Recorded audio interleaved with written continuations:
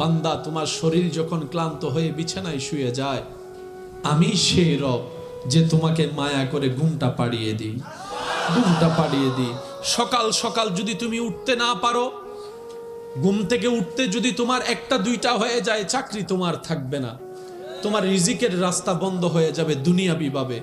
আমি সেই রব যে তোমাকে সে সকাল সকাল কাজের টাইমের আগে ঘুম থেকে তুলে দিই, ঘুম থেকে তুলে দিই। বান্দা ফাবি আইয়া আলাই রব্বিকুমা তুকাজ্জিবান, বান্দা তুমি পরিশ্রম না করলে বেতন আসবে না, বেতন না হলে বাজার হবে না, বাজার না হলে পরিবার উপবাস থেকে যাবে। আমি তোমার সেই রব যে তোমাকে হাঁটার শক্তি দিয়ে দুইটা পা ব্যবস্থা করে দিয়েছে। সুবহানাল্লাহ। ও আমার বান্দা, আমি তোমাকে দুইটা ফ্রি চোখ দিয়েছি যাতে তুমি রাস্তাকে দেখতে পাও, নিজেকে হেফাজত করে যেতে পারো। ও আমার বান্দা, আমি তোমাকে হাত দিয়েছি, শক্তি দিয়েছি, সে হাত দিয়ে তুমি পরিশ্রম করছো। হে আমার বান্দা, তোমাকে আমি ব্রেন দিয়েছি যাতে তুমি বুঝে শুনে কাজ করতে পারো। হে আমার বান্দা, ফাবি আইয়া আলাই রব্বিকুমা তুকাজ্জিবান, ফাবি আইয়া আলাই রব্বিকুমা তুকাজ্জিবান, ফাবি আইয়া আলাই রব্বিকুমা তুকাজ্জিবান। ও আমার বান্দা, কোন কোন নিয়ামত তুমি অস্বীকার করবা? ডাইনে তাকাও, আমি রবের নিয়ামতে ভরপুর। বামে তাকাও, আমি রবের নিয়ামতে ভরপুর। সামনে পিছনে আমি রবের নিয়ামতে ভরপুর। উপরে নিচে আমি রবের নিয়ামতে ভরপুর। আয়নার সামনে দাঁড়িয়ে তুমি নিজেকে দেখো, তোমার মাথার চুল থেকে পায়ের তালু পর্যন্ত আমি রবের নিয়ামতে ভরপুর হয়ে আছে। সেই রব অন্য জায়গায় বলে মা গর্রাকা বিরাব্বিকাল কারীম, হে বিশ্ববাসী, বানাইলাম তোরে আমি, তুই আমারে ভুলে গেছস। খাওয়াই তোরে আমি, তুই বসের প্রশংসা করস আমারে বাদ দিয়ে। সৌন্দর্য দিলাম আমি, প্রশংসা করছে তোর প্রিয় মানুষে থ্যাংক ইউ, তুই তারে বলস। বানাইলাম যে, তার একবারও বললি না। খাবার পেট ভরে খেয়ে ডেকুরের শান্তি তুলে, রান্না মজা হয়েছে আপনার, অনেক মজা হয়েছে, ধন্যবাদ তারে দিলি। আমি যে মাটির থেকে তুলে দিলাম, কোলে সন্তান নিয়ে এক একজনের মন্তব্য শুনে খুশিতে আল্লাহতে আত্মহারা তুই। ছেলেটার চেহারা যা সুন্দর হয়েছে, তোর মেয়ে বেবিটা মাশাআল্লাহ চমৎকার সুন্দর, থ্যাংক ইউ ভাবি, থ্যাংক ইউ ভাইয়া, থ্যাংক ইউ বলে বলে মুখে ফেনা তুললি। তোর বাচ্চাটারে যে আমি ফাটাইছি, আমি বানাইছি। মা গর্রাকা বিরাব্বিকাল করিম, মা গর্রাকা বিরাব্বিকাল করিম। তুই বন্ধুরে মনে রাখলি, আমারে ভুলে গেলি। বসের প্রশংসা করলি, আমাকে ভুলে গেলি। খাবারের প্রশংসা করলি, রিজিক দাতাকে ভুলে গেলি। তুই অমুকের প্রশংসা করলি, আমার প্রশংসা ভুলে গেলি। মা গর্রাকা বিরাব্বিকাল করিম, তুই সবারে মনে রাখলি, আমি রবকে ভুলে গেলি। মা গর্রাকা বিরাব্বিকাল করিম, রান্না করার প্রশংসা করলি, রিজিক দাতাকে ভুলে গেলি।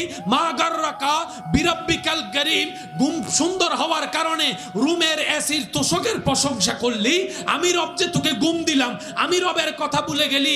মা গর্রাকা বিরাব্বিকাল করিম। ও বান্দা, একটু হোশ কর, একটু চিন্তা কর, সবাই মনে রাখলি, আমি আল্লাহরে ভুলে গেলি, আমারে ভুলে গেলি। তুই এমন কোন জিনিস তোর ইম্পর্টেন্ট হয়ে গেল যে আমি রব থেকে তোকে সরাই দিল? কিন্তু মনে রাখবি একদিন, ইন্না লিল্লাহি ওয়া ইন্না ইলাইহি রাজিউন। বান্দা মনে রাখ কিংবা না রাখ, একদিন তোর নিঃশ্বাসটা বন্ধ হবেই হবে। বান্দা তুই মনে রাখ কিংবা না রাখ, একদিন তোর শরীরটা নিতর হতেই হবে। বান্দা তুই মনে রাখ কিংবা না রাখ, একদিন তোর শরীরে রং বেরঙের কাপড় ফেলে সেলাইহীন একটি কাফনের কাপড় সাদা তোকে পড়তেই হবে, পড়তেই হবে, পড়তেই হবে। বান্দা তুই মনে রাখ কিংবা না রাখ, একদিন তোকে আমার কাছেই ফিরতে হবে। ওয়া ইন্না ইলাইহি রাজিউন, ফিরতে হবে সেই মালিকের দিকে যে মালিক তোকে হাজার গুনাহ করার পরও রিজিক বন্ধ করে দেয় নাই। সেই মালিকের দিকে তোকে ফিরতে হবে বান্দা, ফিরতে হবে। বান্দা তুই আসতে চায় কিংবা না চা, তোকে একদিন আমার কাছে আসতে হবে, তোর রাজ্জাকের সামনে তোকে দাঁড়াতে হবে, তোর রহমানের সামনে তোর দাঁড়াতে হবে, তোর মালিকের সামনে তোর দাঁড়াতে হবে, তোর আজিজের সামনে তোর দাঁড়াতে হবে, তোর গফফারের সামনে তোর দাঁড়াতে হবে। সুবহানাল্লাহ, সুবহানাল্লাহ। বান্দা, একদিন তোকে আসতে হবে। সে আশাটা যেহেতু আসতেই হবে, জেনে শুনে আয়, বুঝে আয়, যেন তোকে বাধ্য হয়ে আসতে না হয়। যদি তুই আমাকে খুশি করে আসতে পারিস, দুনিয়াতে কি পেয়েছিস তার চাইতে 1000 গুণ আমি আল্লাহ তোকে জান্নাতের মধ্যে দান করব। সুবহানাল্লাহ। এবার আমরা বললাম, আল্লাহ ভালো কিছু না করেও তুমি আমাদেরকে অনেক নিয়ামত দিয়েছো, এখন ভালো কিছু যেহেতু করছি, তুমি যে কিছু দিবা না সেটা আমার মন মানতে চাচ্ছে না। আমার মন বলছে তুমি এখনো কিছু দিবা। ইবাদত না করে যদি এতটুক দাও, ইবাদত করার পরে তো আরো বেশি দিবা। মন বলে, রব বলে যে হ্যাঁ বান্দা তুই ঠিকই ধরেছিস, লা ইন শাকারতুম লা আযীদান্নাকুম, লা আযীদান্নাকুম, লা আযীদান্নাকুম। বান্দা, নিয়ামতও আমার, দিয়েছিও আমি বিনা হিসাবে। শুকরিয়া যদি করস, আমি আল্লাহ ওয়াদা করলাম লা আযীদান্নাকুম, যা নিয়ে খুশি হয়েছিস তা আমি বাড়াই দিবই দিবই দিব। লা ইন শাকারতুম, 10 টাকা পেয়ে যদি শুকরিয়া করো, লা আযীদান্নাকুম, আমি আল্লাহ বাড়াই দিব। কতটুক দিব এটা বলে নাই। সুবহানাল্লাহ, জোরে বলেন না। এবার বুঝতেছেন আল্লাহ কি দেয় না নাকি আমরা নিতে জানি না? আপনারা যেটা বলবেন আমি সেটা নিয়ে সামনে যাব। আমাদের রব কি দেয় না নাকি আমরা নিতে জানি না? দোষ কাদের, ব্যর্থতা কাদের, কমতি কাদের? রব বলে যে যা দিয়েছি যোগ্যতার বাইরে দিয়েছি তোকে, সুতরাং শুকরিয়া কর। যদি করতে পারিস দিল থেকে শুকরিয়া, লা আযীদান্নাকুম, অবশ্যই আমি বাড়াই দিব। দিব না? বলেন বলেন। তো বাড়াই দেওয়ার মধ্যে 1 গুণও হয়, 2 গুণও হয়, 3 গুণও হয়। আল্লাহ কত গুণ বাড়াই দিবা? রব বলে যে তোমার প্রেম যতটুক হবে, তোমার ভক্তি যতটুক হবে, তোমার আদব যতটুক হবে, তোমার মোহাব্বত যতটুক হবে, সেই তুলনায় আমি আল্লাহ বাড়াই দিতেই থাকবো, দিতেই থাকবো, দিতেই থাকবো। আমি আল্লাহ এবং আমার রসুল কারো বাকি রাখি না। সবকিছুর মালিক তো আমি রব। দুনিয়াতে মালিক কেউ নাই, সবাই বারাটিয়া, সবাই বারাটিয়া, সবাই বারাটিয়া। ডান হাত তুলে দেখাই, বলেন ঠিক কিনা? সব বারাটিয়া, মালিক কেউ, মালিক কেউ। সেজন্য আল্লাহর রাস্তায় যা দিবেন সে তখন বলবেন আমি অযোগ্য, আল্লাহ দয়া করেছেন বলে দিতে পেরেছি। দোয়া করেন যেন সামনে আরো দিতে পারি, আল্লাহ যেন আমাকে আরো দেয়। তোই দেখবেন আপনার এই সম্পদের কখনো কমতি আসবে। কিছুদিন আগে হয়তো আপনারা দেখেছেন, শুনেছেন, প্রবাসে থাকা আমার একজন ভাই দীর্ঘ সময় প্রবাস জীবন কাটিয়ে রাত দিন পরিশ্রম করে, রক্তকে পানি করে, শরীরের দিকে না তাকিয়ে, নিজের দিকে না তাকিয়ে পরিশ্রম করে তিলে তিলে জমানো টাকা দিয়ে দেশে জায়গা কিনেছেন, বিল্ডিং তৈরি করেছেন। উনি প্রবাস জীবন কাটিয়ে শেষ সময়ের এই সময়গুলা পরিবার নিয়ে জীবন কাটানোর চেষ্টায় নিয়তে এসেছেন। কিছুদিন যেতে না যেতেই ওনার ছেলে মেয়েরা ওনার গলার উপর ছুরি ধরছে সম্পত্তির ভাগের জন্য। বাবার গলায় সন্তানের হাতিয়ার। কেন ধরলি ভাই, কেন ধরলি বোন? বলে যে থাকতে থাকতে সম্পত্তিগুলা ভাগ করে দিতে বলো। উনি মরার পরে আমরা ভাই বোন ঝগড়া করতে রাজি না। অমুককে বেশি দিবে, আমাকে কম দিবে, সেই সুযোগও আমি দিতে রাজি না। সন্তান হয়ে বাবার গলায় হাতিয়ার, অস্ত্র ধরছে বাবার গলায়। কার জন্য কি করলো? রক্ত পানি কার জন্য করলো? দিন রাত পরিশ্রম কার জন্য করলো? 10 মিনিট রোদে থাকতে পারে না সে মানুষটা প্রবাস জীবনে উত্তপ্ত গরম রোদের মধ্যে সময় কাটালো কার জন্য? ছেলে মেয়েদের মুখে একটু হাসি ফুটানোর জন্য, একটু সুন্দর কাপড় পরানোর জন্য।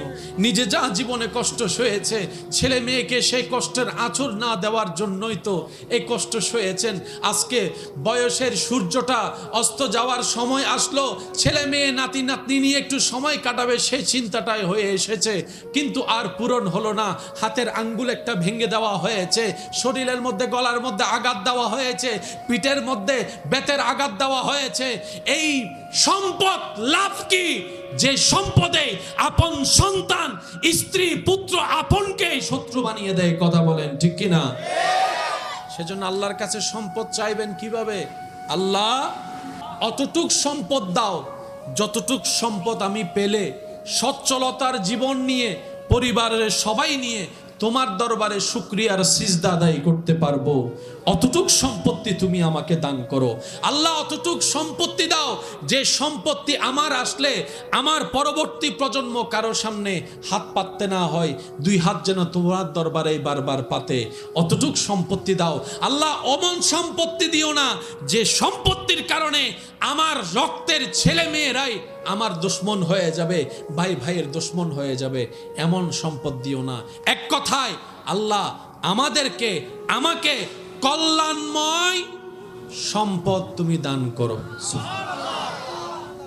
অভিভাবক বৃন্দ যারা আছেন, আমার আওয়াজ শুনছেন, আপনাদেরকেও বলবো, আজকে চেহারায় আপনি যেই রং দেখছেন 10, 15, 20 বছর পরে সেই রং আর থাকবে না। চুলের কালার পরিবর্তন হয়ে যাবে, দাড়ির কালার পরিবর্তন হয়ে যাবে, চামড়ার মধ্যে ভাঁজ চলে আসবে, আওয়াজের মধ্যে জড়তা চলে আসবে। আপনি খাবার আগের মতো খেতে পারবেন না, আবার আগের মতো সেই শক্তি নিয়ে আপনি দৌড়াতে পারবেন না। সূর্য অস্ত যাবে, জীবনের সূর্য। সেজন্য ওই সময়টা আসার আগেই আপনি নিজের জীবনের একটা ছাদ তৈরি করুন। আমার ভাই আমাকে বলবে 5 তলা বিল্ডিং আমি তৈরি করেছি, ছাদ আমার কি নাই, আবার কি ছাদ তৈরি করব? আমি বলবো ভাইয়া, আমি বলবো বোন, হয়তো আমি বুঝাতে ব্যর্থ হয়েছি। আমি সেই ছাদের কথা বলিনি যে ছাদ আপনার সূর্যের আলো থেকে আপনাকে সেভ করে, বৃষ্টির দিনে বৃষ্টি থেকে আপনাকে সেভ করে, আমি সেই ছাদের কথা বলিনি। আমি বলছি এমন একটা ছাদ যে ছাদের নিচে আপনি অসহায় হয়ে পড়ে যাওয়ার পর আপনার ছেলে মেয়েরা আপনাকে মাথায় তুলে রাখবে। আর সেই ছাদের নাম হচ্ছে ইত্তাকুল্লাহ, আল্লাহর ভয়ের ছাদ। এই ছাদের পিলার হচ্ছে হুব্বে মুস্তাফা, নবীর প্রেম। নবীর প্রেমের খুঁটি দিয়ে আল্লাহর ভয়ের ছাদ যদি তৈরি করে সেখানে অবস্থান করতে পারেন, লিখে রাখবেন আপনার মরণ পর্যন্ত আপনার ছেলে মেয়ে আপনার সাথে বেয়াদবি করা তো দূরের কথা, চোখে চোখ তুলে পর্যন্ত তাকাবে না। এটাই আল্লাহ পাক দয়া করে ব্যবস্থা করে দিবেন। চিৎকার দিয়ে বলেন সুবহান। এবার আমার ইমানদার ভাইয়ের আওয়াজ দিয়ে বলুন, ইজ্জত দেওয়ার মালিক কে? আর একটু জোরে বলেন, ইজ্জত দেওয়ার মালিক কে? আমাদের বর্তমান কিছু কিছু মা বাবা এমন আছেন, সন্তানকে দুনিয়াতে বাঁচার জন্য যা দরকার সব দেয়, কিন্তু কবরে ভালো থাকার জন্য, আশা করি আপনারাও আমার সাথে একমত হবেন, ABCD যত গুরুত্ব সহকারে ছোট্টবেলা থেকে মুখস্থ করানো হয়, আলিফ বা তা সা সেই গুরুত্ব দিয়ে পড়ানো হয় না। আর একটু জোরে বলেন, স্কুল টাইম যদি সকাল 6:30টায় দেওয়া হয়, তারপরও দেখবেন আমার সেই ভাই বোনেরা ওই বাচ্চাদেরকে, নিষ্পাপ ছোট ছোট বাচ্চাদেরকে, যাদের শরীরের তুলনায় ব্যাগের ওজন 2 গুণ বেশি হয়, জোর করে ঠেলে ঠেলে উঠে, বাবা উঠো, আম্মু উঠো, কিন্টারগার্টেন। তো সকালবেলা একটু কোরআন তেলাওয়াত, টাইম নাই তো, বাচ্চারা একদম টাইম পায় না। সকালেও পড়া, স্কুলেও পড়া, বিকালেও পড়া, স্যারের কাছেও পড়া, রাতের কাছেও পড়া, না নামাজের টাইম আছে, না কোরআন তেলাওয়াতের টাইম আছে, কিন্তু কার্টুন দেখার টাইম। একটু কথা বলেন না, কার্টুন দেখার টাইম, দুষ্টামি করার টাইম, ফান করার টাইম, সব কিছুর টাইম, কোরআন তেলাওয়াতের টাইম, কোরআন তেলাওয়াতের টাইম, কোরআন তেলাওয়াতের টাইম। এবার আপনি বলবেন এটা ধর্মীয় কিতাব পড়লো কি না পড়লো কি? আমি বলবো ভাই শুনেন, প্রত্যেকটা ঘটনার পিছনেও ঘটনা থাকে, প্রত্যেকটা কারণের পিছনেও কারণ থাকে। কিছু কিছু বিষয় এমন এক কারণে 10 কারণ জড়িত।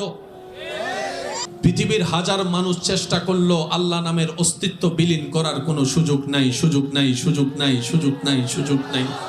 আসমানের দিকে তাকান, সেই আসমান সাক্ষ্য দিচ্ছে খুঁটিহীন দাঁড়িয়ে, বলে যে আমার একজন স্রষ্টা আছে যার নাম আল্লাহ। মাটির দিকে তাকান, পানির উপর ভেসে থাকা মাটি সাক্ষ্য দিচ্ছে আমার একজন স্রষ্টা মালিক সৃষ্টিকর্তা আছে, নাম হচ্ছে আল্লাহ। সাগর পারে চলে যান, সাগরের ঢেউ ঢেউয়ের মধ্যে যদি খেয়াল করে দেখেন, সাগরের প্রত্যেকটা ঢেউর ছন্দ ছন্দ বলবে আমি এমনে প্রবাহিত হচ্ছি না, একজনের হুকুমে প্রবাহিত হচ্ছি, একজনের হুকুমে প্রবাহিত হচ্ছি। সেই ছন্দ বলে দিবে আমার সেই প্রবাহনকারীর হুকুমদাতা আমার আল্লাহ। পানির ভিতরে নিঃশ্বাস নেওয়ালা মাছের প্রত্যেকটা ছন্দে ছন্দে বলে দিবে আমার একজন স্রষ্টা আছে, আমার একজন মালিক আছে, আমার একজন রিজিকদাতা আছে, আমার একজন জীবনদাতা আছে। তিনি হচ্ছেন আল্লাহ, তিনি হচ্ছেন আল্লাহ, তিনি হচ্ছেন আল্লাহ। সুবহানাল্লাহ বলতে থাকি, সুবহানাল্লাহ। আপনি আকাশের দিকে তাকান, দিনের বেলায় ভোর ফুটার সাথে সাথে কিচিমিচি আওয়াজ দিয়ে পাখিগুলা ঘর থেকে বের হয়ে যাচ্ছে অজানা গন্তব্যের দিকে। না কোনো চাকরি আছে, না কোনো ব্যবসা আছে, পেটের মধ্যে ক্ষুধা নিয়ে যখন বের হয় সন্ধ্যা নাগাদ আপন গন্তব্যে ফিরে আসে। কোনো গুগল ম্যাপ তার কাছে নাই, কোনো মোবাইল ম্যাপ তার কাছে নাই, কোনো ক্যালেন্ডার তার কাছে নাই, কোনো ম্যাপের অস্তিত্ব তার কাছে নাই, দিক নির্দেশনা ঠিকই চিনে, কোনো স্কুল কলেজ ভার্সিটিতে পড়তে পারে নাই, কোনো ট্রাফিকের কোনো জিওল কিছু জানে না, কিন্তু সেই সকালবেলা বের হয় পেটে ক্ষুধা নিয়ে, সন্ধ্যাবেলা ঘরে চলে আসে।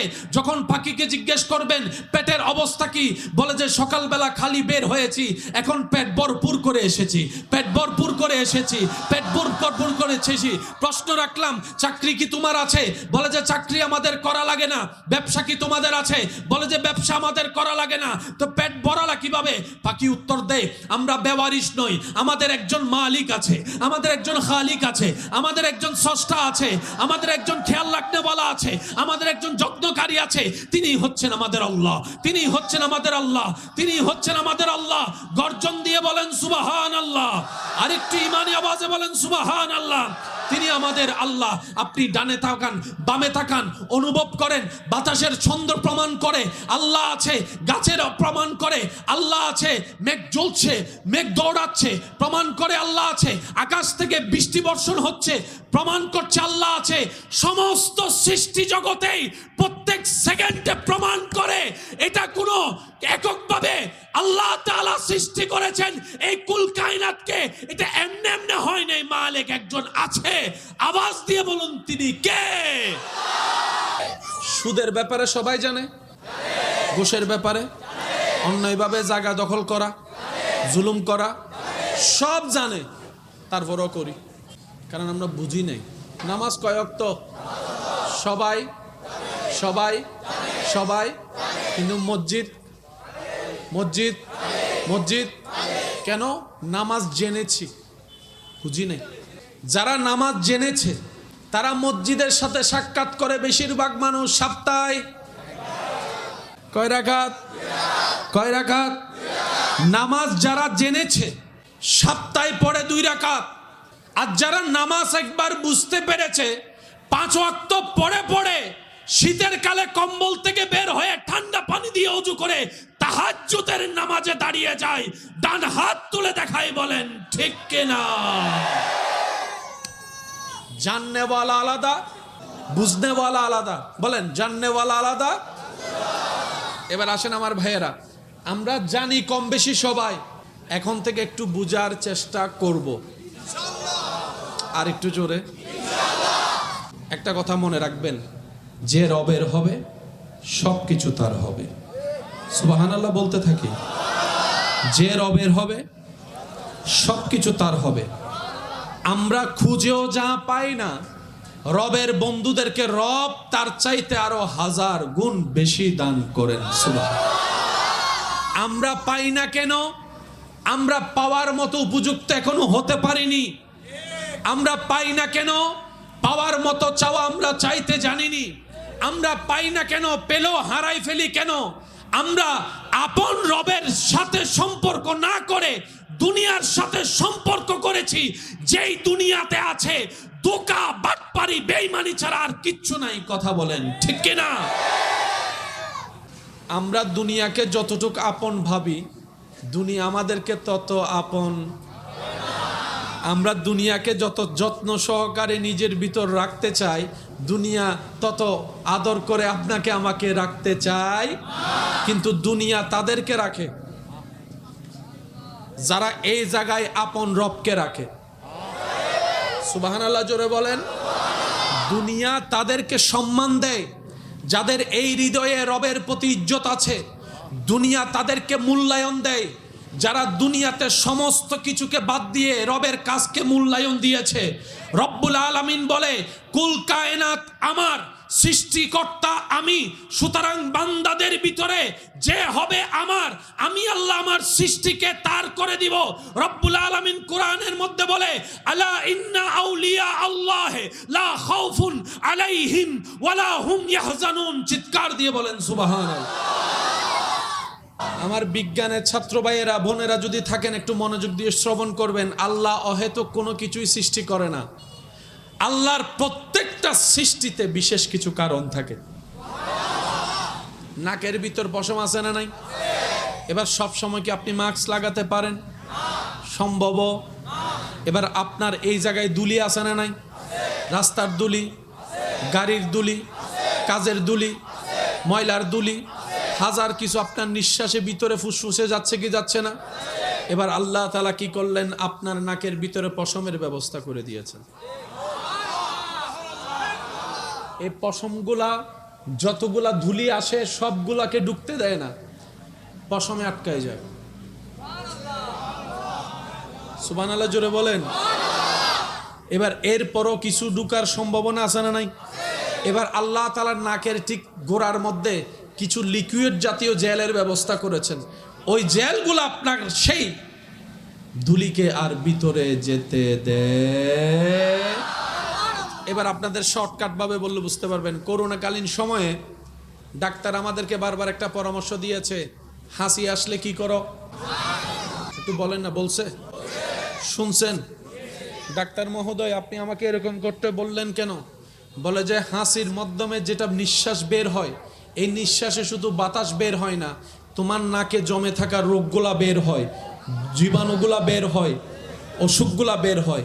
সেটা যদি তুমি হাত না দাও, বাতাসের সাথে আরেকজনের নাকে গিয়ে লাগবে, সে অসুস্থ হয়ে যাওয়ার সম্ভাবনা আছে। বর্তমান ডাক্তার বলে হাসি আসলে নাক ঢেকে রাখো, হাসি আসলে মাস্ক পরে রাখো, হাসি আসলে মুখ ঢেকে রাখো, যাতে তোমার সেই হাসিটা অন্যের কোনো কষ্টের কারণ না হয়। বিজ্ঞান এখন বলছে নাকের হাসি থেকে রোগ ছড়ায়। একই তত্ত্ব 1450 বছর আগে আল্লাহ তাআলা কামলিওয়ালা মদিনাওয়ালা দয়াল নবী দিয়ে বিশ্ববাসীকে জানাই দিয়েছেন, হাসি আসলে মুখের সামনে হাত রেখে দাও। চিৎকার দিয়ে বলেন। এবার বলেন, বেঁচে থাকার জন্য নিঃশ্বাস নেওয়ার দরকার আছে না নাই? এই নিঃশ্বাসের ভিতর দুল জীবাণু আছে না নাই? প্রথম প্রোটেকশন পশম, দ্বিতীয় প্রোটেকশন আপনার সেই জেলগুলা। এবার এরপরও যখন নিঃশ্বাসটা আপনি জোর করে টেনে নিচ্ছেন, ডাইরেক্ট সেই নিঃশ্বাস ফুসফুসে যায় না, মাঝখানে একটা ফিল্টার মেশিন আছে। সুবহানাল্লাহ। আর কেন জোর হন না জান না? মাঝখানে একটা ফিল্টার মেশিন। এবার আওয়াজ দিয়ে বলুন, আপনার নিঃশ্বাসকে পরিষ্কার করে ফুসফুসে দেওয়ার জন্য মাঝখানে যিনি ফিল্টার মেশিনের মতো এত টেকনোলজিক্যাল বিষয় ব্যবহার করেছেন, আওয়াজ দিয়ে বলুন তিনি কে? আল্লাহ। সুবহানাল্লাহ, সুবহানাল্লাহ, সুবহানাল্লাহ। মুখ দিয়ে নিঃশ্বাস নিলে খাবার বন্ধ হয়ে যাবে, মুখ দিয়ে নিঃশ্বাস নিলে পানি খাওয়া বন্ধ হয়ে যাবে। সেজন্য যতবার পানি খাবেন দেখবেন অটোমেটিক আপনি না চাইলেও নিঃশ্বাস বন্ধ হয়ে যায়। আর যদি নিঃশ্বাস নেওয়া এবং খাওয়া একসাথে হয়, তখন দেখবেন এটা নাই মুডি। আমি কি বুঝাতে পারছি আপনাদেরকে কথা? নিঃশ্বাস নেওয়া আলাদা, খাবার খাওয়া আলাদা। এই টেকনোলজি সৃষ্টি করে দিয়েছেন তিনি কে? আর একটু জোরে বলেন তিনি কে? এবার আসেন, খাবার খাওয়ার সময় জিহ্বা দরকার আছে না নাই? এই জিহ্বার মধ্যে একটা লালা আছে না নাই?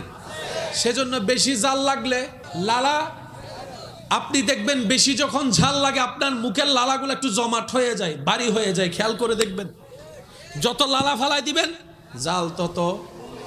এবার বলেন জিহ্বা কয়টা? আরো জোরে। এই জিহ্বার ভিতর জাল লাগলেও বুঝে, মিষ্টি লাগলেও বুঝে, তিতা লাগলেও বুঝে, টক লাগলেও বুঝে, জাল লাগলেও বুঝে। খাবার নষ্ট হলেও।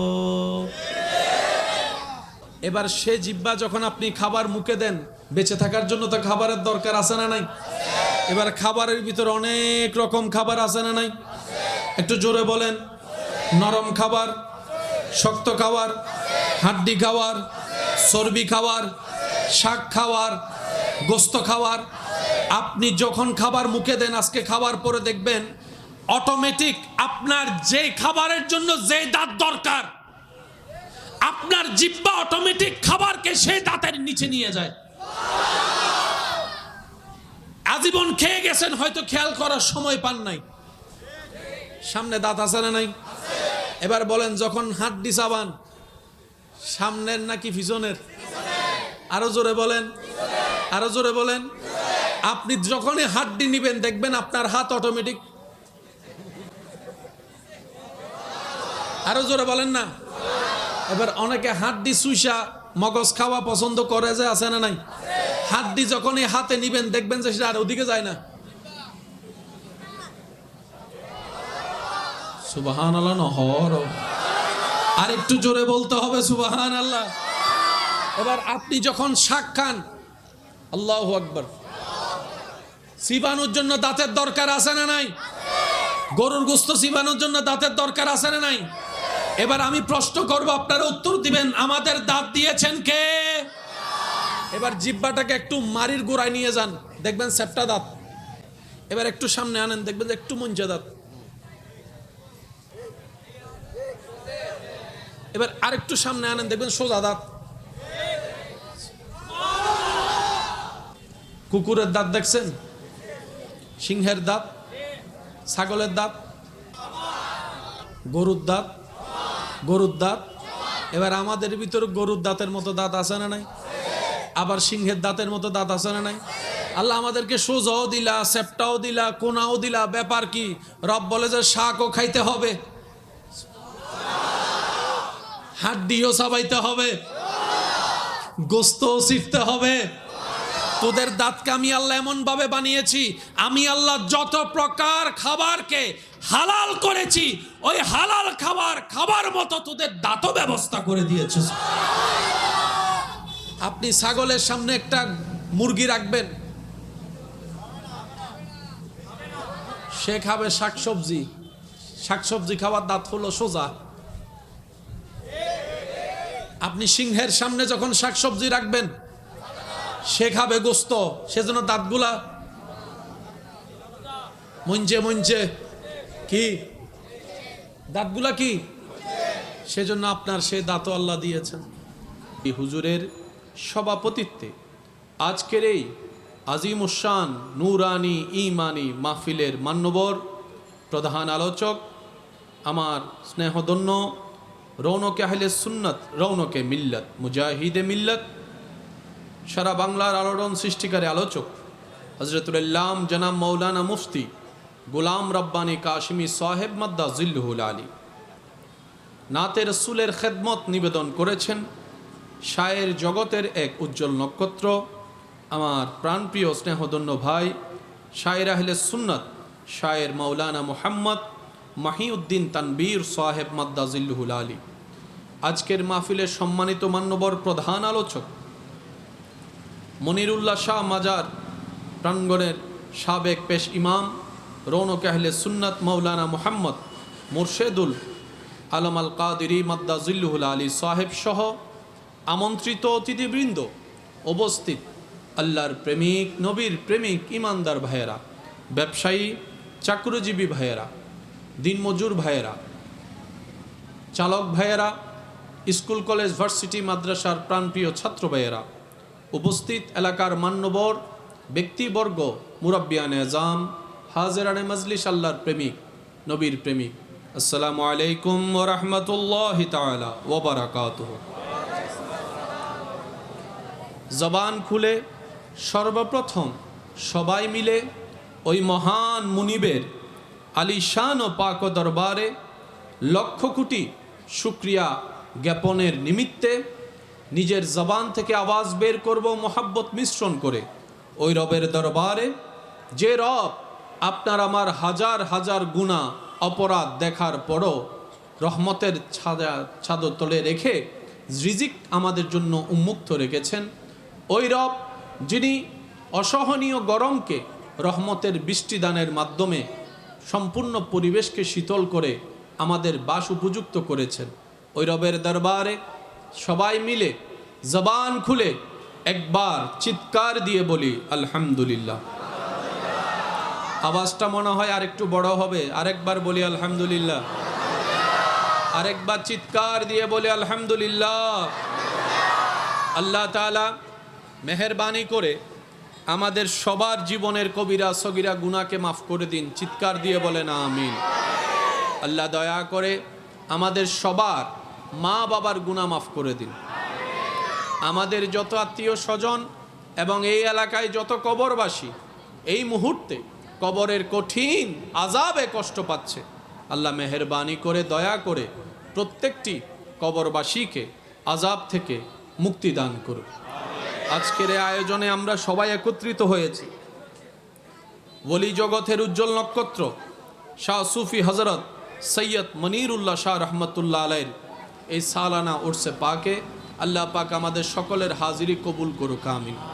আমি আমার ইমানদার ভাইদের কাছে বিনয়ের সাথে শ্রদ্ধার সাথে নিবেদন রাখব, আল্লাহ তাআলা আমি অধমকে যেইটুকু সময় বলার সুযোগ দিবেন এই সময়টুকু সবাই একটু মনের কান দিয়ে শোনার চেষ্টা করবে, ইনশাআল্লাহ। কি বলা যাবে?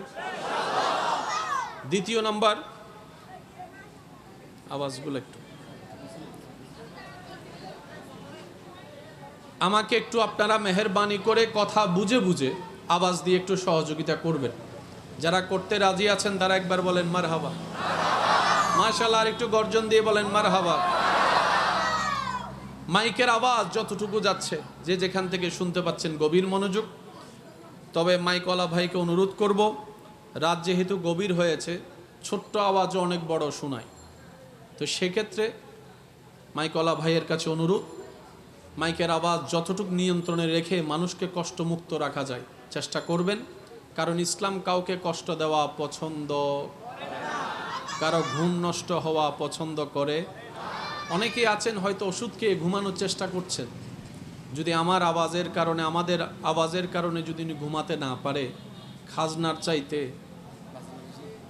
সিডেঙ্গে নাই ভানলা রোহিঙ্গে ডুগি ভানলা চাই সিডেঙ্গে অকল আসনিও ভাই সিডাঙ্গর আওয়াজ একবার হসে মার হাবা ইয়া না বুঝা যার যা মেজাইন্য গরু বুঝতে হইন্য বসি একবার বলেন আলহামদুলিল্লাহ। খাজনার চাইতে বাজনা বেড়ে যাবে। ইসলাম বড় সুন্দর, ইসলাম বড় চমৎকার। ইসলাম বলে নিজে বাঁচো, অন্যকে মেরে নয়। সুবহানাল্লাহ বলেন, আরেকটু জোরে বলেন। ইসলাম বলে খাও, তবে পেট ভরে খেও না। ইসলাম বলে ক্ষুধা নিবারণ করো, অন্যের পাত থেকে কেড়ে খেও না। সুবহানাল্লাহ বলি, আরে জোরে। ইসলাম চমৎকার, ইসলাম ওয়ান্ডারফুল, ইসলাম অতি সুন্দর। ব্যর্থতা আমাদের ইসলামকে না বুঝতে পেরেছি, না বুঝাতে জেনেছি, যার কারণে আজকে বিশ্ব ইসলামকে ভুল বুঝে বসে আছে আমাদের মতো অজ্ঞ মুসলমানদের কারণে। কথা বলেন ঠিক কি না? না হয় ইসলামের দিকে বাবা, ইসলামের দিকে লিগেলি ভাবে আঙ্গুল তোলার মতো ক্ষমতা পৃথিবীর বুকে কারো। আমি অনুরোধ করব আমরা যেন আজকের মাহফিলকে নিজের জন্য কল্যাণ বয়ে আনতে পারি। আল্লাহ সে তৌফিক দান করুন। আমিন। আরেকটু জোরে বলেন। ওলামায়ে কেরামের দোয়াকে মাথার উপর ছাদ বানিয়ে, আমার যুবক ভাইদের আওয়াজকে শক্তি বানিয়ে আমি সামনে এগোনোর চেষ্টা করছি। ওমা তৌফিক ইল্লা বিল্লাহ। সবাই মোহাব্বতের আওয়াজ একবার বলেন মারহাবা।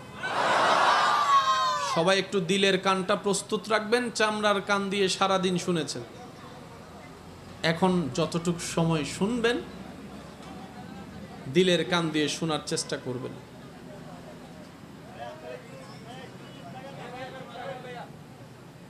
মোহাব্বত, মোহাব্বত। আল্লাহ সকলের মোহাব্বত কবুল করুক, আমিন। এখানে যারা বসে আছেন এবং দাঁড়িয়ে আছেন, আমি সবার মুখে একটা শব্দ শুনতে চাই। যার যত শক্তি আছে আওয়াজ দিয়ে বলবেন তো, আমাদের সৃষ্টিকর্তার নাম কি? এবার উত্তর দিবেন, বলার সময় কানটাও সজাগ রাখবেন। যেটা বলছেন সেটা কার মুখ থেকে কি শুনছেন সেটা একটু খেয়াল রাখবেন। আবার বলুন, আমাদের রিজিক দেওয়ার মালিককে? আমাদের হায়াত দেওয়ার মালিক? আমাদের মৃত্যু কার হুকুমে? আমাদের যোগ্যতা কার দয়া? সৃষ্টি জগতের মালিককে? আসমানের স্রষ্টাকে? জমিনের সৃষ্টিকারীকে? পানি বয়ে নিয়ে যায় তিনি কে? যিনি আকাশ থেকে বৃষ্টি বর্ষণ করেন, আওয়াজ দিয়ে বলুন তিনি কে? আর একটু জোরে বলেন তিনি কে? পৃথিবীর সবার একটা নাম আছে না নাই? এটার নাম, এটার নাম পানির বোতল। এটার নাম, এটার নাম, এটার নাম, এটার নাম। প্রত্যেকটা কিছুর একটা নাম। আমাদের স্রষ্টারও একটা নাম আছে। আমি প্রথমেই বলেছি দিলের কান লাগবে।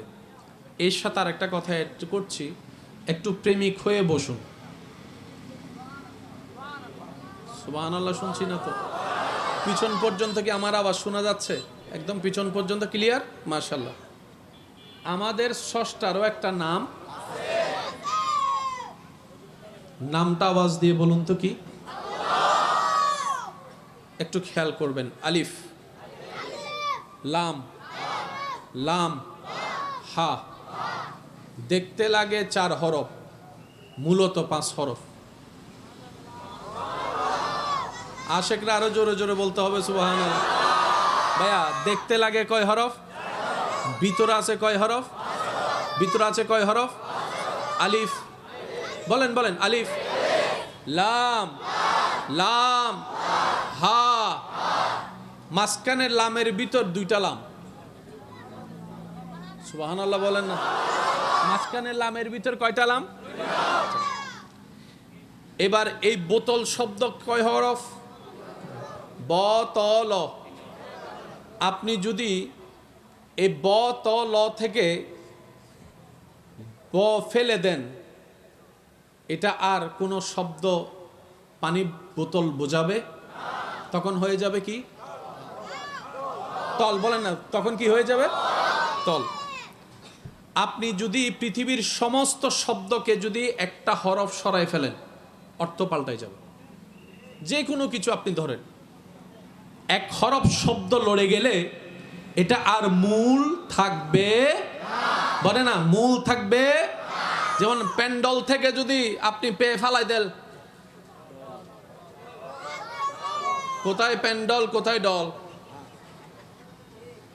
বলেন না ভাই, আরো জোরে বলেন না, আরো জোরে বলেন। ক্যামেরা থেকে যদি আপনি কে ফালাই দেন, ক্যামেরা থেকে যদি ক ফালাই দেন, আরো জোরে হন আওয়াজ।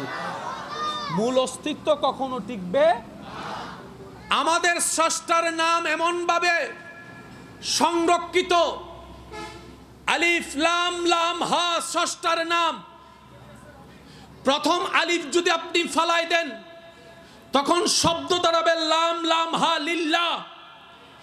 কোরআনে লিল্লাহ নামেও আয়াত আছে। সুবহানাল্লাহ বলেন না ভাই? লিল্লাহ মানেও, এত আস্তে, লিল্লাহ মানে। এবার আপনি যদি আরেকটা লাম ফেলে দেন, শব্দ দাঁড়াবে লাম, হা, লাহু।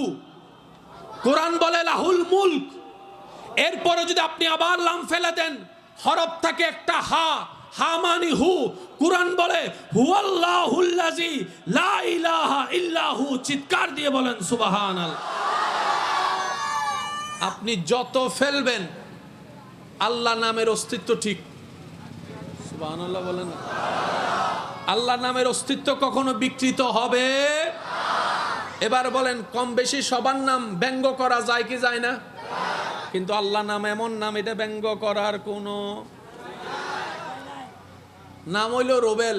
আর রাহাই দেখি এ আর কেন জোর হন আওয়াজে কি রাহাই দি ইতার মা বাপে আকি গা দিয়ে সুন্দর করে নাম রেখে রুবিল আর হাজ হয়ে গেছে রুবিললে আছে না নাই ওয়ার কেন জোর হ না নাম হইলে কামরুল লাহাত দেখি মাশাআল্লাহ ইন্তু বেগিন টোরস্ত মুখস্থ করি ফেলি এদের মাশাআল্লাহ নামের আর অস্তিত্ব ঠিক বলে না নামের আর অস্তিত্ব ঠিক কিন্তু আল্লাহ নামটা এমন শব্দ দ্বারা গঠিত এমন হরফ দ্বারা গঠিত পৃথিবীর হাজার মানুষ চেষ্টা করলো আল্লাহ নামের অস্তিত্ব বিলীন করার কোনো সুযোগ নাই সুযোগ নাই সুযোগ নাই সুযোগ নাই সুযোগ নাই আসমানের দিকে তাকান সেই আসমান সাক্ষ্য দিচ্ছে খুঁটিহীন দাঁড়িয়ে বলে যে আমার একজন স্রষ্টা আছে যার নাম আল্লাহ মাটির দিকে তাকান পানির উপর বেসে থাকা মাটি সাক্ষ্য দিচ্ছে আমার একজন স্রষ্টা মালিক সৃষ্টিকর্তা আছে নাম হচ্ছে আল্লাহ সাগর পারে চলে যান সাগরের ঢেউ ঢেউয়ের মধ্যে যদি খেয়াল করে দেখেন সাগরের প্রত্যেকটা ঢেউর ছন্দ ছন্দ বলবে আমি এমনে প্রবাহিত হচ্ছি না একজনের হুকুমে প্রবাহিত হচ্ছি একজনের হুকুমে প্রবাহিত হচ্ছি সেই ছন্দ বলে দিবে আমার সেই প্রবাহন কারীর হুকুমদাতা আমার আল্লাহ পানির ভিতরে নিঃশ্বাস নেওয়ালা মাছের প্রত্যেকটা ছন্দে ছন্দে বলে দিবে আমার একজন স্রষ্টা আছে আমার একজন মালিক আছে আমার একজন রিজিক দাতা আছে আমার একজন জীবন দাতা আছে তিনি হচ্ছেন আল্লাহ তিনি হচ্ছেন আল্লাহ তিনি হচ্ছেন আল্লাহ সুবহানাল্লাহ বলতে থাকি সুবহানাল্লাহ আপনি আকাশের দিকে তাকান দিনের বেলায় ভোর ফোটার সাথে সাথে কিচিমিচি আওয়াজ দিয়ে পাখিগুলা ঘর থেকে বের হয়ে যাচ্ছে অজানা গন্তব্যের দিকে না কোনো চাকরি আছে না কোনো ব্যবসা আছে পেটের মধ্যে ক্ষুধা নিয়ে যখন বের হয় সন্ধ্যা নাগাদ আপন গন্তব্যে ফিরে আসে কোনো গুগল ম্যাপ তার কাছে নাই কোনো মোবাইল ম্যাপ তার কাছে নাই কোনো ক্যালেন্ডার তার কাছে নাই কোনো ম্যাপের অস্তিত্ব তার কাছে নাই দিক নির্দেশনা ঠিকই চিনে কোনো স্কুল কলেজ ভার্সিটিতে পড়তে পারে নাই কোনো ট্রাফিকের কোনো জিও কিছু জানে না কিন্তু সেই সকালবেলা বের হয় পেটে ক্ষুধা নিয়ে সন্ধ্যাবেলা ঘরে চলে আসে যখন পাখিকে জিজ্ঞেস করবেন পেটের অবস্থা কি বলে যে সকালবেলা খালি বের হয়েছি এখন পেট ভরপুর করে এসেছি পেট ভরপুর করে এসেছি পেট ভরপুর করে এসেছি প্রশ্ন রাখলাম চাকরি কি তোমার আছে বলে যে চাকরি আমাদের করা লাগে না ব্যবসা কি তোমাদের আছে বলে যে ব্যবসা আমাদের করা লাগে না তো পেট ভরালা কিভাবে পাখি উত্তর দেয় আমরা বেওয়ারিশ নই আমাদের একজন মালিক আছে আমাদের একজন খালিক আছে আমাদের একজন স্রষ্টা আছে আমাদের একজন খেয়াল রাখনেওয়ালা আছে আমাদের একজন যত্নকারী আছে তিনি হচ্ছেন আমাদের আল্লাহ তিনি হচ্ছেন আমাদের আল্লাহ তিনি হচ্ছেন আমাদের আল্লাহ গর্জন দিয়ে বলেন সুবহানাল্লাহ আরেকটু ঈমানি আওয়াজে বলেন সুবহানাল্লাহ তিনি আমাদের আল্লাহ আপনি ডানে তাকান বামে তাকান অনুভব করেন বাতাসের ছন্দ প্রমাণ করে আল্লাহ আছে গাছের প্রমাণ করে আল্লাহ আছে মেঘ জ্বলছে মেঘ দৌড়াচ্ছে প্রমাণ করে আল্লাহ আছে আকাশ থেকে বৃষ্টি বর্ষণ হচ্ছে প্রমাণ করছে আল্লাহ আছে সমস্ত সৃষ্টি জগতেই প্রত্যেক সেকেন্ডে প্রমাণ করে এটা কোনো এককভাবে আল্লাহ তাআলা সৃষ্টি করেছেন এই কুল কায়নাতকে এটা এমনি এমনি হয় নাই মালিক একজন আছে আওয়াজ দিয়ে বলুন তিনি কে আল্লাহু আকবার উচ্চ আওয়াজে বলেন তিনি কে আমি সবার জবান থেকে শুনতে চাই যাদেরকে আল্লাহ জবান দিয়েছেন তারা বলেন তিনি কে আরো জোরে বলেন তিনি কে ছিলেন মাশাআল্লাহ মাশাআল্লাহ ছিলেন আছেন আমরা ছিলাম এখন এক সময় থাকব আমরা ছিলাম বলেন ছিলাম এখন দুনিয়াতে এক সময় থাকব আল্লাহ বলেন ছিলেন আল্লাহ আছেন থাকবেন সেই আল্লাহ যার বন্ধু আজকে একটা কথা বলি সবাইকে না যে দুই একজন আমাকে ভালোবাসেন আবদার করে বলি অনুমতি অনুমতি ইসলাম জানার চাইতেও বেশি দরকার ইসলাম বুঝা জানি আমরা অনেক কিছুই পালন করা হয় না কেন বুঝবেন আমরা বুঝি না বলে পালন করা হয় না সুদ খাওয়া জানে না কে তারপরও জানি না শুন না গোশ খাওয়া বাবা বাবা বাবা ঠিক আছে আল্লাহ কবুল করুক সুদের ব্যাপারে সবাই জানে ভাই আওয়াজ দেন ঘুষের ব্যাপারে অন্যায়ভাবে জায়গা দখল করা জুলুম করা সব জানে, তারপরও করি, কারণ আমরা বুঝি নাই। আমরা বলেন আমরা নামাজ কয় ওয়াক্ত? সবাই সবাই সবাই, কিন্তু মসজিদ মসজিদ মসজিদ কেন? নামাজ জেনেছি, বুঝি নাই। যারা নামাজ জেনেছে তারা মসজিদের সাথে সাক্ষাৎ করে বেশিরভাগ মানুষ সপ্তাহে। হ্যাঁ কিন্তু নো হইও ভাই, তোমারা হইও দেখ সপ্তাহে কয় রাকাত? কয় রাকাত? কয় রাকাত? নামাজ যারা জেনেছে সপ্তাহে পড়ে 2 রাকাত, আর যারা নামাজ একবার বুঝতে পেরেছে 5 ওয়াক্ত পড়ে পড়ে শীতের কালে কম্বল থেকে বের হয়ে ঠান্ডা পানি দিয়ে ওযু করে তাহাজ্জুদের নামাজে দাঁড়িয়ে যায়, ডান হাত তুলে দেখায়, বলেন ঠিক কিনা? জাননেওয়ালা আলাদা, বুঝনেওয়ালা আলাদা, বলেন জাননেওয়ালা আলাদা। এবার আসেন আমার ভাইয়েরা, আমরা জানি কম বেশি সবাই, এখন থেকে একটু বুঝার চেষ্টা করব। আর একটু জোরে আল্লাহর প্রেমিক হওয়ার ইচ্ছা আছে? যার যারা আছে একটু 2 হাত তুলে দেখান তো। আল্লাহু আকবার। ইয়া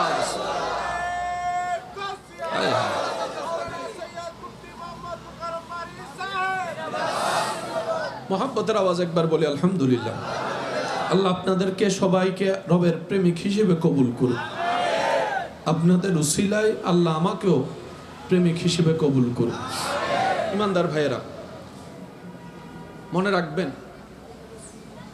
এই পৃথিবীর সমস্ত কিছু তার, যে হয়েছে আপন রবের। আপনারা আমরা তো খুঁজি, অর্জন করি, চেষ্টা করি নেওয়ার জন্য, কিন্তু যারা রবের বন্ধু তাদের খুঁজতে হয় না। বলেন না রে ভাই?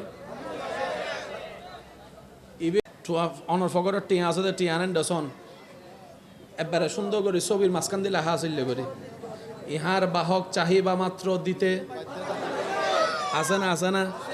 আরো জোর হনা আছে না? এবার অনেক জায়গা টাকা কিনিয়ে যেতে করে কেন বান্ধ সরকার হতে দেয়। হ্যাঁ হলে দিন আর বদ দিন না জায়গা নইদুম সরকার দেখানোর নিচে দিউম,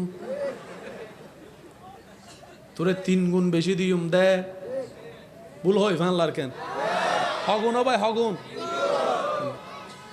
ইয়েন যত সহজ লাগে প্রজেক্ট দিন এত সহজ নোয়াছিল, অনেক টিয়াপ গিয়েন দে। একটা কথা মনে রাখবেন, যে রবের হবে সবকিছু তার হবে। সুবহানাল্লাহ বলতে থাকি, যে রবের হবে সবকিছু তার হবে।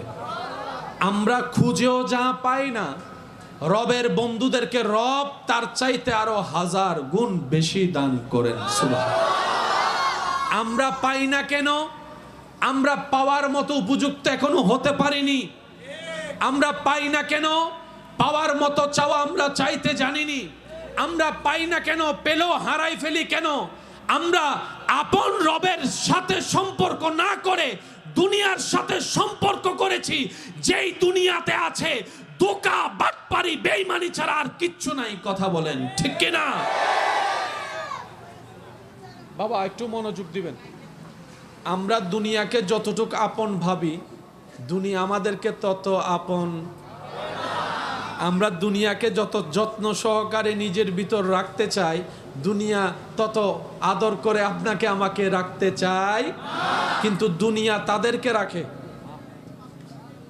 যারা এই জায়গায় আপন রবকে রাখে। সুবহানাল্লাহ জোরে বলেন। দুনিয়া তাদেরকে সম্মান দেয় যাদের এই হৃদয়ে রবের প্রতি ইজ্জত আছে। দুনিয়া তাদেরকে মূল্যায়ন দেয় যারা দুনিয়াতে সমস্ত কিছুকে বাদ দিয়ে রবের কাজকে মূল্যায়ন দিয়েছে। রব্বুল আলামিন বলে, কুল কায়নাত আমার, সৃষ্টিকর্তা আমি, সুতরাং বান্দাদের ভিতরে যে হবে আমার, আমি আল্লাহ আমার সৃষ্টিকে তার করে দিব। রব্বুল আলামিন কোরআনের মধ্যে বলে, আলা ইন্না আউলিয়া আল্লাহ লা খাউফুন আলাইহিম ওয়ালা হুম ইয়াহজানুন। চিৎকার দিয়ে বলেন সুবহানাল্লাহ। এবার আপনারা একটু সিদ্ধান্ত নিয়ে আমাকে বলুন, ইসলাম কি জানা বেশি দরকার না বোঝা বেশি দরকার? এবার আসেন, আমাদের এই দেহটা সৃষ্টি করেছেন কে? বাবা একটু মনোযোগ আছে আপনাদের? নাকের ভিতর পশম। আমার অনেক ভাই বোনেরা বিরক্ত হয়ে যায়, আছে না? বিরক্ত। বিজ্ঞান বলে তোমার নাকে যদি পশম না থাকতো, তোমার ফুসফুস, শুনি না আরো জোরে। আমার বিজ্ঞানের ছাত্র ভাইয়েরা বোনেরা যদি থাকেন একটু মনোযোগ দিয়ে শ্রবণ করবেন। আল্লাহ অহেতুক কোনো কিছুই সৃষ্টি করে না। আল্লাহর প্রত্যেকটা সৃষ্টিতে বিশেষ কিছু কারণ থাকে। নাকের ভিতর পশম আছে না নাই? এবার সব সময় কি আপনি মাস্ক লাগাতে পারেন? সম্ভব? এবার আপনার এই জায়গায় দুলি আছে না নাই? রাস্তার দুলি, গাড়ির দুলি, কাজের দুলি, ময়লার দুলি, হাজার কিছু আপনার নিঃশ্বাসে ভিতরে ফুসফুসে যাচ্ছে কি যাচ্ছে না? এবার আল্লাহ তাআলা কি করলেন? আপনার নাকের ভিতরে পশমের ব্যবস্থা করে দিয়েছেন। এই পশমগুলা যতগুলা ধুলি আসে সবগুলাকে ঢুকতে দেয় না, পশমে আটকায় যায়। সুবহানাল্লাহ জোরে বলেন। এবার এরপরও কিছু ঢুকার সম্ভাবনা আছে না নাই? এবার আল্লাহ তাআলার নাকের ঠিক গোড়ার মধ্যে কিছু লিকুইড জাতীয় জেলের ব্যবস্থা করেছেন। ওই জেলগুলো আপনার সেই ধুলিকে আর ভিতরে যেতে দেয়। এবার আপনাদের শর্টকাট ভাবে বললে বুঝতে পারবেন। করোনাকালীন সময়ে ডাক্তার আমাদেরকে বারবার একটা পরামর্শ দিয়েছে, হাসি আসলে কি করো? ভাই আপনারা বলেন না, হাসি আসলে কি করতে হয়? মাস্ক না থাকলে বলছে, একটু বলেন না, বলছে? শুনছেন?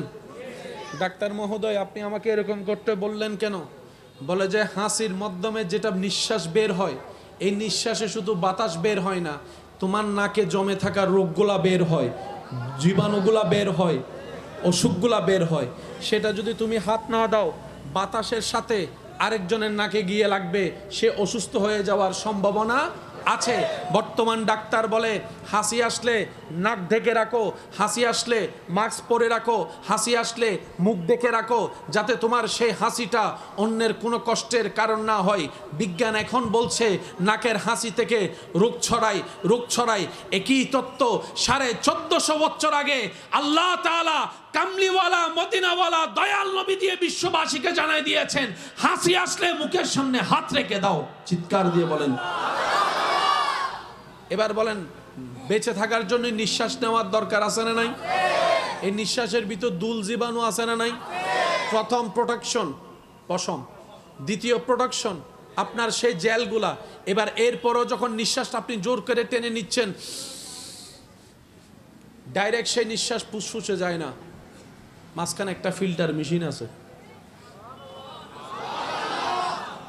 সুবহানাল্লাহ, আর কেন জোর হন না জানেন? মাঝখানে একটা ফিল্টার মেশিন। এবার আওয়াজ দিয়ে বলুন, আপনার নিঃশ্বাসকে পরিষ্কার করে ফুসফুসে দেওয়ার জন্য মাঝখানে যিনি ফিল্টার মেশিনের মতো এত টেকনোলজিক্যাল বিষয় ব্যবহার করেছেন, আওয়াজ দিয়ে বলুন তিনি কে? আল্লাহ। সুবহানাল্লাহ, সুবহানাল্লাহ, সুবহান। এবার আপনি নিঃশ্বাসটা নিলেন, গরম না ঠান্ডা?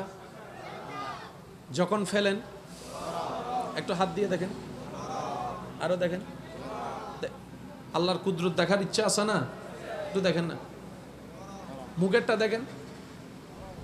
নিঃশ্বাস নাকেও নেওয়া যায়, কিন্তু আপনারা নেন কি দিয়ে? কি দিয়ে? মুখ দিয়ে 5 মিনিট নিঃশ্বাস নিয়ে দেখান।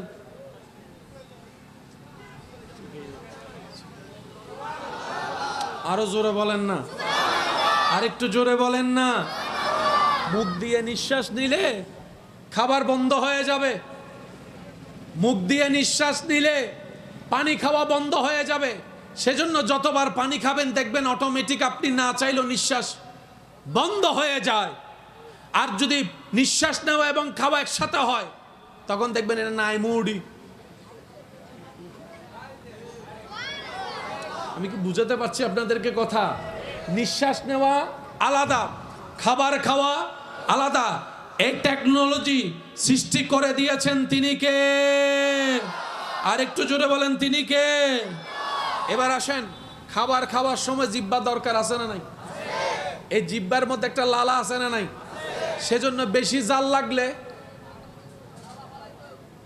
হই তো অন্য হওয়ারও কিছু, বেশি জাল লাগলে লালা, আপনি দেখবেন বেশি যখন ঝাল লাগে আপনার মুখের লালাগুলো একটু জমাট হয়ে যায়, ভারী হয়ে যায়। খেয়াল করে দেখবেন, যত লালা ফালাই দিবেন জাল তত।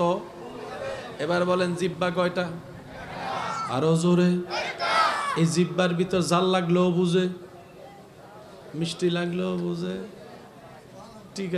তিতা লাগলেও বুঝে। সুবহানাল্লাহ গরজে হইও ভাই। এই জিহ্বার ভিতরে মিষ্টি লাগলেও বুঝে, তিতা লাগলেও বুঝে, টক লাগলেও বুঝে, ঝাল লাগলেও বুঝে। খাবার নষ্ট হলেও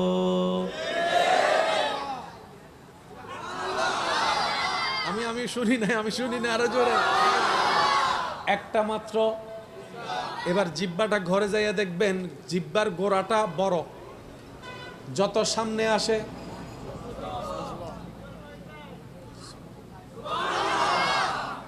জিহ্বার গোড়াটা, মাথাটা। এবার সে জিহ্বা যখন আপনি খাবার মুখে দেন, বেঁচে থাকার জন্য তো খাবারের দরকার আছে না নাই? এবার খাবারের ভিতরে অনেক রকম খাবার আছে না নাই? একটু জোরে বলেন।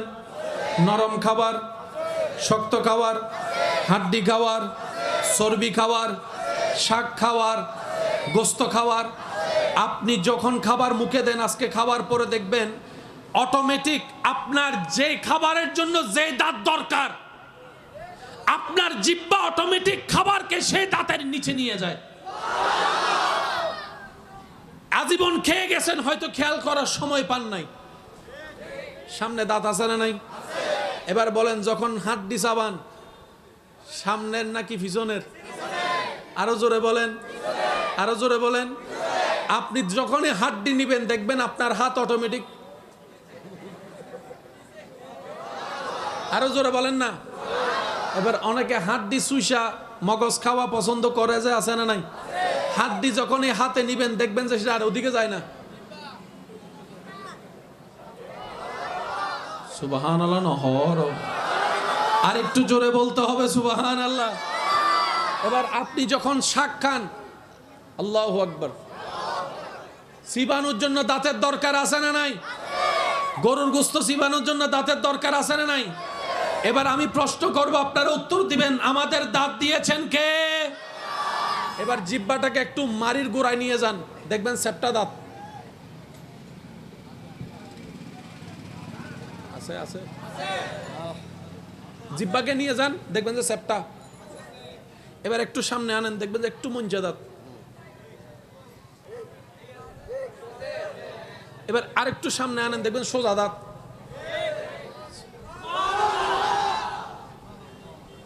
কুকুরের দাঁত দেখছেন? সিংহের দাঁত, ছাগলের দাঁত, গরুর দাঁত, গরুর দাঁত। এবার আমাদের ভিতরে গরুর দাঁতের মতো দাঁত আছে না নাই? আবার সিংহের দাঁতের মতো দাঁত আছে না নাই? আল্লাহ আমাদেরকে সোজাও দিলা, সেপ্টাও দিলা, কোনাও দিলা। ব্যাপার কি? রব বলে যে শাকও খাইতে হবে, হাড্ডিও চাবাইতে হবে, গোস্তও ছিটতে হবে। তোদের দাঁতকে আমি আল্লাহ এমন ভাবে বানিয়েছি, আমি আল্লাহ যত প্রকার খাবারকে হালাল করেছি, ওই হালাল খাবার খাবার মতো তোদের দাঁতও ব্যবস্থা করে দিয়েছে। আপনি ছাগলের সামনে একটা মুরগি রাখবেন,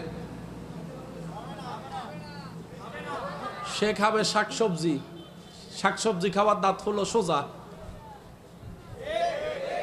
আপনি সিংহের সামনে যখন শাকসবজি রাখবেন, সে খাবে গোস্ত, সেজন্য দাঁতগুলা মঞ্চে মঞ্চে। কি দাঁতগুলা কি? সেজন্য আপনার সে দাঁতও আল্লাহ দিয়েছেন। আমি বলতে চাচ্ছি, ফাবিআইয়ি আলাই রাব্বিকুমা তুকাজ্জিবান। রব বলে তোমরা আমার কোন কোন নিয়ামত স্বীকার করবা, কোন কোন নিয়ামত স্বীকার করবা বান্দা? সারাদিন শরীর পরিশ্রম করে ক্লান্ত হয়, তোমার ঘুমের দরকার, শরীর বলে একটু ঘুম লাগবে। যদি ঘুমটা তোমার পরিপূর্ণ না হয়, সকালে কাজ তোমার পরিপূর্ণ পারফেক্ট করা সম্ভব না। বান্দা, তোমার শরীর যখন ক্লান্ত হয়ে বিছানায় শুয়ে যায়, আমি সেই রব যে তোমাকে মায়া করে ঘুমটা পাড়িয়ে দিই, ঘুমটা পাড়িয়ে দিই। সকাল সকাল যদি তুমি উঠতে না পারো, ঘুম থেকে উঠতে যদি তোমার একটা দুইটা হয়ে যায়, চাকরি তোমার থাকবে না, তোমার রিজিকের রাস্তা বন্ধ হয়ে যাবে দুনিয়াবি ভাবে। আমি সেই রব যে তোমাকে সেই সকাল সকাল কাজের টাইমের আগে ঘুম থেকে তুলে দিই, ঘুম থেকে তুলে দিই। বান্দা, ফাবিআইয়ি আলাই রাব্বিকুমা তুকাজ্জিবান। বান্দা, তুমি পরিশ্রম না করলে বেতন আসবে না, বেতন না হলে বাজার হবে না, বাজার না হলে পরিবার উপবাস থেকে যাবে। আমি তোমার সেই রব যে তোমাকে হাঁটার শক্তি দিয়ে দুইটা পা ব্যবস্থা করে দিয়েছে। সুবহানাল্লাহ। ও আমার বান্দা, আমি তোমাকে দুইটা ফ্রি চোখ দিয়েছি যাতে তুমি রাস্তাকে দেখতে পাও, নিজেকে হেফাজত করে যেতে পারো। ও আমার বান্দা, আমি তোমাকে হাত দিয়েছি, শক্তি দিয়েছি, সে হাত দিয়ে তুমি পরিশ্রম করছো। হে আমার বান্দা, তোমাকে আমি ব্রেন দিয়েছি যাতে তুমি বুঝে শুনে কাজ করতে পারো।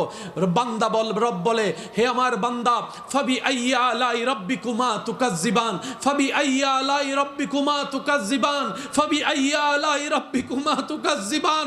ও আমার বান্দা, কোন কোন নিয়ামত তুমি অস্বীকার করবা? ডাইনে তাকাও, আমি রবের নিয়ামতে ভরপুর। বামে তাকাও, আমি রবের নিয়ামতে ভরপুর। সামনে পিছনে আমি রবের নিয়ামতে ভরপুর। উপরে নিচে আমি রবের নিয়ামতে ভরপুর। আয়নার সামনে দাঁড়িয়ে তুমি নিজেকে দেখো, তোমার মাথার চুল থেকে পায়ের তালু পর্যন্ত আমি রবের নিয়ামতে ভরপুর হয়ে আছে। সুবহানাল্লাহ। এবার বলেন, বাজার করি কারা? একটু জোরে বলেন। বাজারে জিনিস নিয়ে আসে মানুষ, বাজারে জিনিস নিয়ে আছে কারা? এবার বলেন, সে বাজারকে ক্ষেতের মধ্যে থেকে মাটি থেকে তুলেছেন যিনি, তিনি কে? জোরে বলবেন না। কৃষকতে রোপণে না করে, গাছ উগ্র রোপণ করিতে যাগুই আনি একখানা দিলে দিলু, নদিলে আরো জোর হনা, নদিলে তিলে তিলে সে মাটি থেকে গাছে রূপান্তর করেন যিনি, তিনি। সে গাছের মধ্যে থেকে ডালা প্রশাখা বের করেন তিনি। আবার সে গাছ থেকে ফল বের করে, ফুল বের করে, শাক বের করে। আওয়াজ দিয়ে বলুন, তিনি। এবার আমি সবার কাছে একটা উত্তর জানতে চাই, আপনারা একটু আমাকে উত্তর দিবেন। আপনাদের কি কোনো কষ্ট হচ্ছে ভাইয়া? পিছনের ভাইয়েরা কি বিরক্ত হচ্ছেন? আপনারা বিরক্ত হচ্ছেন? আপনাদের কষ্ট হচ্ছে? এবার সবাই মিলে একবার বলেন তো আলহামদুলিল্লাহ। মানুষের শরীরে যখন সমস্যা দেখা দেয়, ভিটামিন কমতি দেখা যায়, ভিটামিন এ আছে না, vitamin B, vitamin E, vitamin C, vitamin D, এক এক ভিটামিনের কাছে এক একটা। সেজন্য অনেক সময় ফার্মেসিতে দেখবেন এ টু জেড ভিটামিন পাওয়া যায়, আছে না? তো শরীরে যত প্রকার ভিটামিন সবগুলা যাবে, পাবে কোত্থেকে? খাবার থেকে, ঠিক? এবার বলেন, সেই ভিটামিন পরিপূর্ণ করার জন্য আল্লাহ তাআলা শাক দিছে কি দেয় নাই? আমিষ, প্রোটিন, ক্যালসিয়াম, এক এক খাবারে। আরো জোরে বলেন না। যেমন ওই আরারে ছোটবেলা থইতো ওই কিছু লাল শাক আছিল দি, দেখতে রক্তর মতো, তো মুরব্বী কল তো ইনহা রক্ত বাড়িব ন হয় বাংলার ইতারে শাকি নুরো দেখতে কির মতো, ইনহা রক্ত বাড়িব। আরও সুন্দর করে রক্ত খাইতাম, রক্ত খাইতাম মানে শাক খাইতাম দেখি বাড়ি বেল্লাই। মা বোন যখন কনসিভ হয়, ডাক্তারে খাবার আলাদা করে দেয়। ডায়াবেটিস রোগীর খাবার আলাদা, প্রেশার রোগীর খাবার, একটু জোরে বলেন না, প্রেশার রোগীর খাবার। এবার বলেন, গোস্ত, প্রেশার যদি হাই প্রেশারের রোগী থাকে গোস্ত খাওয়া যাবে? তার মানে গরুর গোস্তর ভিতরে হাই প্রেশারের নিয়ামত আল্লাহ রেখেছেন। চিৎকার দিয়ে বলেন না সুবহানাল্লাহ। এবার বলেন, ডিমের মধ্যে দুইটা অংশ আছে না নাই?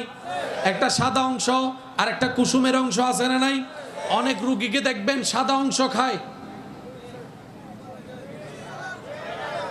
কুসুম। আমি বললাম ভাইয়া কুসুম খান না কেন? বলে যে কুসুমে যে কাজ করে সেটা আমার শরীরে বেড়ে গেছে, এখন যদি বাড়ার উপর বাড়া খাই আমি আবার বাড়া হয়ে যাব। আরো জোরে বলেন না। যেটা কম থাকে মাত্রা, সেটা খেলে প্রোটিন চলে আসে, আমিষ চলে আসে, ক্যালসিয়াম চলে আসে। রব্বুল আলামিন বলে ইন্নী জাইলুন ফিল আরদে খলিফা, ও বিশ্ববাসী মানুষ, তোমাদেরকে আমি আল্লাহ খলিফা হিসেবে প্রেরণ করেছি।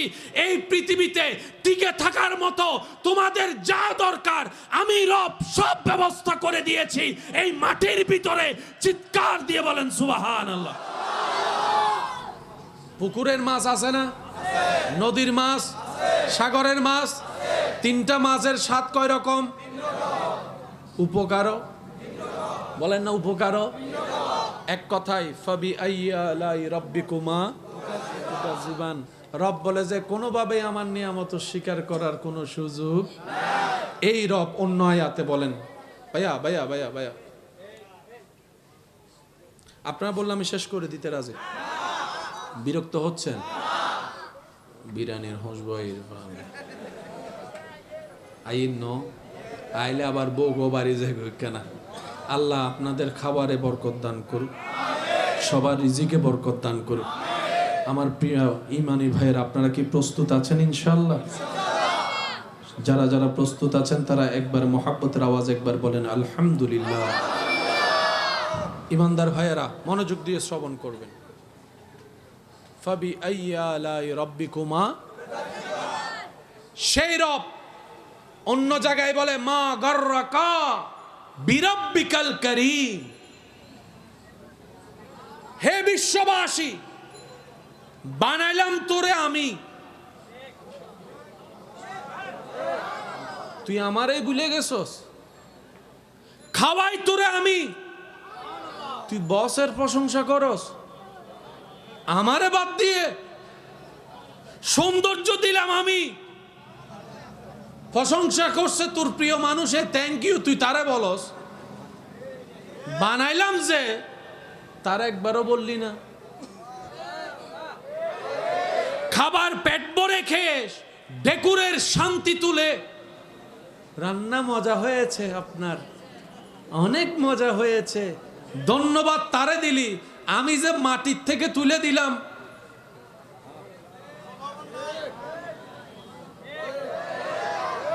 কোলে সন্তান নিয়ে এক একজনের মন্তব্য শুনে খুশিতে আল্লাহ দে আত্মহারা তুই। ছেলেটার চেহারা যা সুন্দর হয়েছে, তোর মেয়ে বেবিটা মাশাআল্লাহ চমৎকার সুন্দর, থ্যাংক ইউ ভাবি, থ্যাংক ইউ ভাইয়া, থ্যাংক ইউ বলে বলে মুখে ফেনা তুললি। তোর বাচ্চাটারে যে আমি ফাটাইছি, আমি বানাইছি। মা গাররাকা বিরাব্বিকাল করিম, মা গাররাকা বিরাব্বিকাল করিম। তুই বন্ধুরে মনে রাখলি, আমারে ভুলে গেলি। বসের প্রশংসা করলি, আমাকে ভুলে গেলি। খাবারের প্রশংসা করলি, রিজিক দাতাকে ভুলে গেলি। তুই অমুকের প্রশংসা করলি, আমার প্রশংসা ভুলে গেলি। মা গাররাকা বিরাব্বিকাল করিম, তুই সবারে মনে রাখলি, আমি রবকে ভুলে গেলি। মা গাররাকা বিরাব্বিকাল করিম, রান্না করার প্রশংসা করলি, রিজিক দাতাকে ভুলে গেলি। মা গাররাকা বিরাব্বিকাল করিম, ঘুম সুন্দর হওয়ার কারণে রুমের এসির তোষকের প্রশংসা করলি। আমি রব যে তোকে ঘুম দিলাম, আমি রবের কথা ভুলে গেলি। মা গাররাকা বিরাব্বিকাল করিম। ও বান্দা, একটু হোশ কর, একটু চিন্তা কর, সবাই মনে রাখলি, আমি আল্লাহরে ভুলে গেলি, আমারে ভুলে গেলি। তুই এমন কোন জিনিস তোর ইম্পর্টেন্ট হয়ে গেল যে আমি রব থেকে তোকে সরাই দিল? কিন্তু মনে রাখবি একদিন, ইন্না লিল্লাহি ওয়া ইন্না ইলাইহি রাজিউন। বান্দা মনে রাখ কিংবা না রাখ, একদিন তোর নিঃশ্বাসটা বন্ধ হবেই হবে। বান্দা তুই মনে রাখ কিংবা না রাখ, একদিন তোর শরীরটা নিতর হতেই হবে। বান্দা তুই মনে রাখ কিংবা না রাখ, একদিন তোর শরীরে রং বেরঙের কাপড় ফেলে সেলাইহীন একটি কাফনের কাপড় সাদা তোকে পড়তেই হবে, পড়তেই হবে, পড়তেই হবে। বান্দা তুই মনে রাখ কিংবা না রাখ, একদিন তোকে আমার কাছেই ফিরতে হবে। ওয়া ইন্না ইলাইহি রাজিউন। ফিরতে হবে সেই মালিকের দিকে যে মালিক তোকে হাজার গুনাহ করার পরও রিজিক বন্ধ করে দেয় নাই, সেই মালিকের দিকে তোকে ফিরতে হবে বান্দা, ফিরতে হবে বান্দা। তুই আসতে চায় কিংবা না চা, তোকে একদিন আমার কাছে আসতে হবে। তোর রাজ্জাকের সামনে তোকে দাঁড়াতে হবে, তোর রহমানের সামনে তোর দাঁড়াতে হবে, তোর মালিকের সামনে তোর দাঁড়াতে হবে, তোর আজিজের সামনে তোর দাঁড়াতে হবে, তোর গফফারের সামনে তোর দাঁড়াতে হবে। সুবহানাল্লাহ, সুবহানাল্লাহ। বান্দা একদিন তোকে আসতে হবে। সে আশাটা যেহেতু আসতেই হবে, জেনে শুনে আয়, বুঝে আয়, যেন তোকে বাধ্য হয়ে আসতে না হয়। যদি তুই আমাকে খুশি করে আসতে পারিস, দুনিয়াতে কি পেয়েছিস তার চাইতে হাজার গুণ আমি আল্লাহ তোকে জান্নাতের মধ্যে দান করব। সুবহানাল্লাহ। আর খুশি থেকে মন থেকে একবার আমার প্রশংসা করে আলহামদুলিল্লাহ বলবো। আমরা বললাম আল্লাহ এই ছোট্ট কাজ,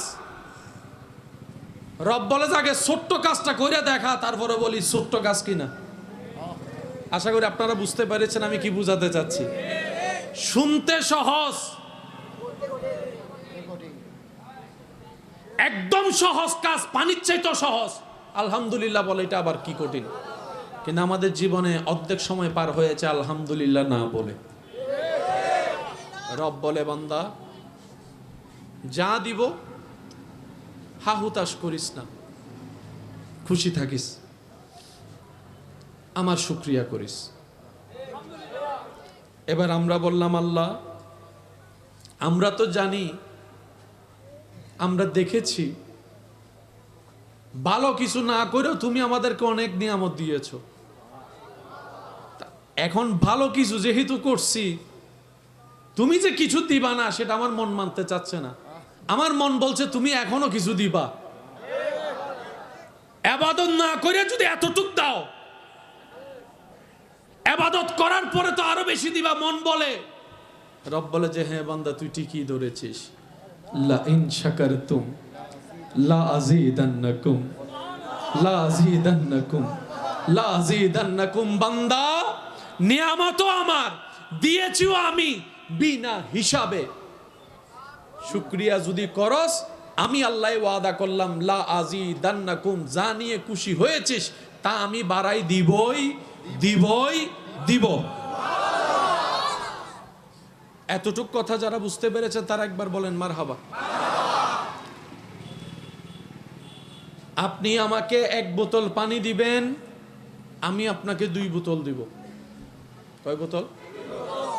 কম না বেশি? এটাও বেশি। 3 বোতলও, 4 বোতলও। কিন্তু আল্লাহ তাআলা কি বলছেন দেখেন, লা ইন শাকারতুম, 10 টাকা পেয়ে যদি শুকরিয়া করো, লা আযীদান্নাকুম, আমি আল্লাহ বাড়াই দিব। কতটুক দিব এটা বলে নাই। সুবহানাল্লাহ, জোরে বলেন না। এবার বুঝতেছেন আল্লাহ কি দেয় না নাকি আমরা নিতে জানি না? আপনারা যেটা বলবেন আমি সেটা নিয়ে সামনে যাব। আমাদের রব কি দেয় না নাকি আমরা নিতে জানি না? দোষ কাদের? ব্যর্থতা কাদের? কমতি কাদের? রব বলে যে যা দিয়েছি যোগ্যতার বাইরে দিয়েছি তোকে, সুতরাং শুকরিয়া কর। যদি করতে পারিস দিল থেকে শুকরিয়া, লা আযীদান্নাকুম, অবশ্যই আমি বাড়াই দিব। দিব না? বলেন বলেন। তো বাড়াই দেওয়ার মধ্যে 1 গুণও হয়, 2 গুণও হয়, 3 গুণও হয়। আল্লাহ কত গুণ বাড়াই দিবা? রব বলে যে তোমার প্রেম যতটুক হবে, তোমার ভক্তি যতটুক হবে, তোমার আদব যতটুক হবে, তোমার মোহাব্বত যতটুক হবে, সেই তুলনায় আমি আল্লাহ বাড়াই দিতেই থাকবো, দিতেই থাকবো, দিতেই থাকবো। আমি আল্লাহ এবং আমার রসুল কারো বাকি রাখি না। একটা মত, এই কথা আজীবন মাথায় রাখবেন, আল্লাহ এবং রসুল কারো কর্জ রাখে না, কারো গিফট বাড়াই দেয়। আপনি যদি আল্লাহকে, আল্লাহর জন্য 10 টাকা দেন, আল্লাহ আপনাকে 100 দিবেই, এটা আল্লাহর ওয়াদা। নইলে তো বান্ধকল আবার হোঁড়া মারে, 1 লাখ টাকা দিয়ে দিন না মসজিদ নাই বাংলার কেন। আয় মসজিদে 1 লাখ টিয়া দিয়ে দিন না দিয়ে দে হাল্লাই সে সত্যি করে হঙ্গ ইতের টিয়া না আল্লাহর টিয়া আল্লাহর টিয়া আল্লাহর মসজিদে দিতে আবার বুক ফুলাই হওয়ার আল্লাহ হদ্দে হাত টিয়া হারে দিয়েছ তুই সুবহানাল্লাহ না হওয়ার সব কিছুর মালিক তো আমি রব দুনিয়াতে মালিক কেউ নাই সবাই বারাটিয়া সবাই বারাটিয়া সবাই বারাটিয়া ডান হাত তুলে দেখাই বলেন ঠিক কিনা সব বারাটিয়া মালিক কেউ সেজন্য আল্লাহর রাস্তায় যা দিবেন সে তখন বলবেন আমি অযোগ্য আল্লাহ দয়া করেছেন বলে দিতে পেরেছি দোয়া করেন যেন সামনে আরো দিতে পারি আল্লাহ যেন আমাকে আরো দেয় তোই দেখবেন আপনার এই সম্পদের কখনো কমতি আসবে কিছুদিন আগে হয়তো আপনারা দেখেছেন শুনেছেন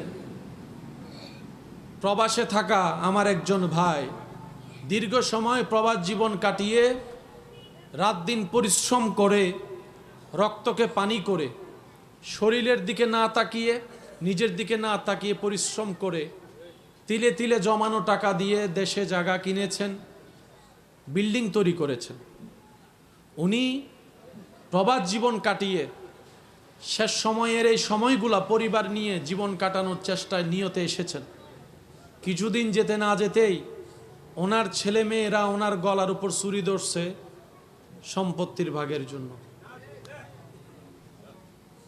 বাবার গলায় সন্তানের হাতিয়ার কেন ধরলি ভাই কেন ধরলি বোন বলে যে থাকতে থাকতে সম্পত্তিগুলা ভাগ করে দিতে বলো উনি মরার পরে আমরা ভাই বোন ঝগড়া করতে রাজি না অমুককে বেশি দিবে আমাকে কম দিবে সেই সুযোগও আমি দিতে রাজি না সন্তান হয়ে বাবার গলায় হাতিয়ার অস্ত্র ধরছে বাবার গলায় কার জন্য কি করলো রক্ত পানি কার জন্য করলো দিন রাত পরিশ্রম কার জন্য করলো 10 মিনিট রোদে থাকতে পারে না সে মানুষটা প্রবাস জীবনে উত্তপ্ত গরম রোদের মধ্যে সময় কাটালো কার জন্য ছেলে মেয়েদের মুখে একটু হাসি ফুটানোর জন্য একটু সুন্দর কাপড় পরানোর জন্য নিজে যা জীবনে কষ্ট সয়েছে ছেলে মেয়েকে সেই কষ্টের আঁচড় না দেওয়ার জন্যই তো এই কষ্ট সয়েছেন আজকে বয়সের সূর্যটা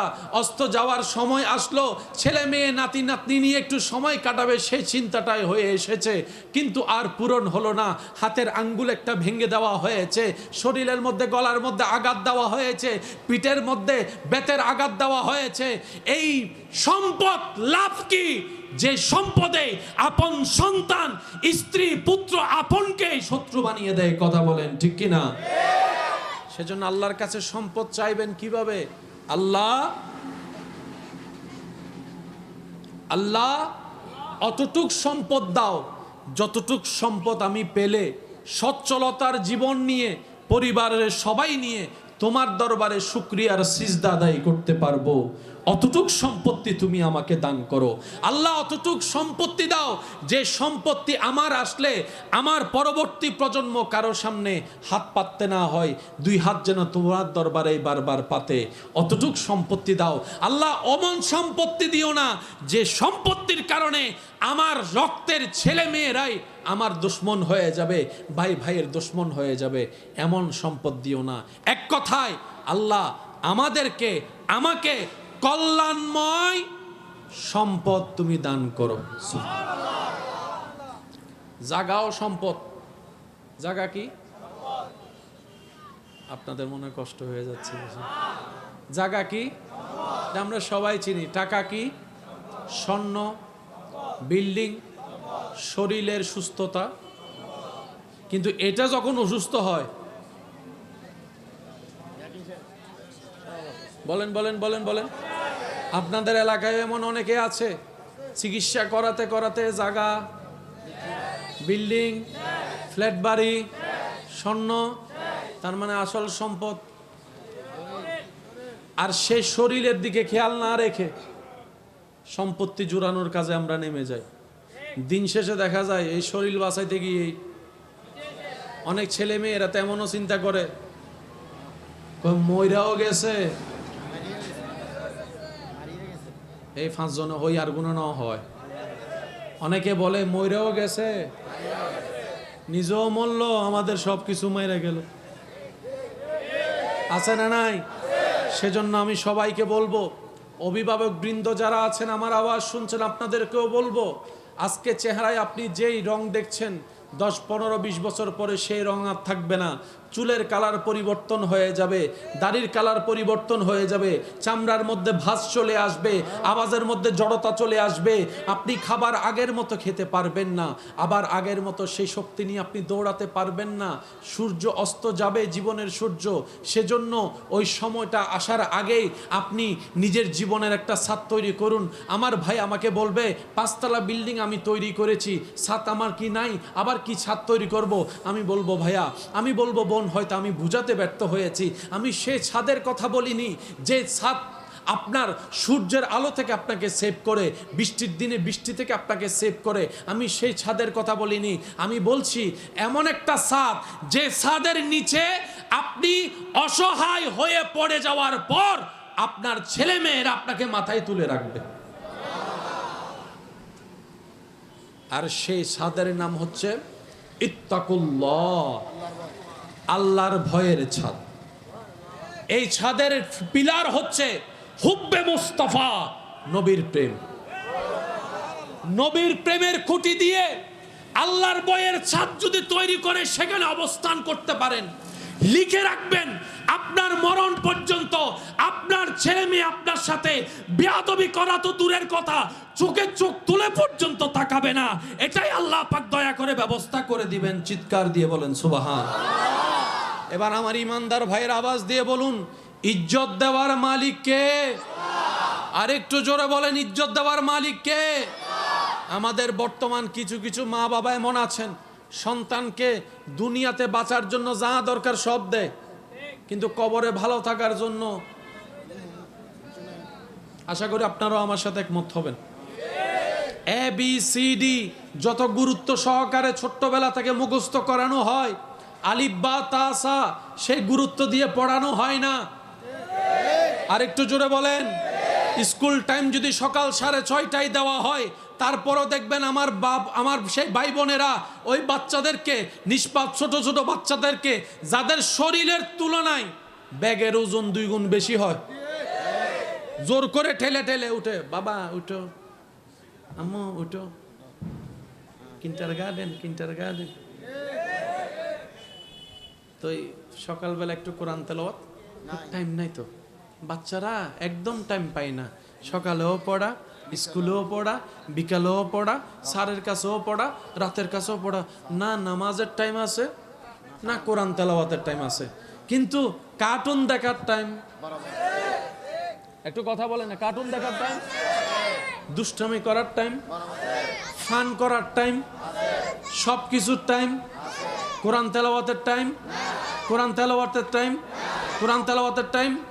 এবার আপনি বলবেন এটা ধর্মীয় কিতাব পড়লো কি না পড়লো কি? আমি বলবো ভাই শুনেন, প্রত্যেকটা ঘটনার পিছনেও ঘটনা থাকে, প্রত্যেকটা কারণের পিছনেও কারণ থাকে। কিছু কিছু বিষয় এমন এক কারণে 10 কারণ জড়িত।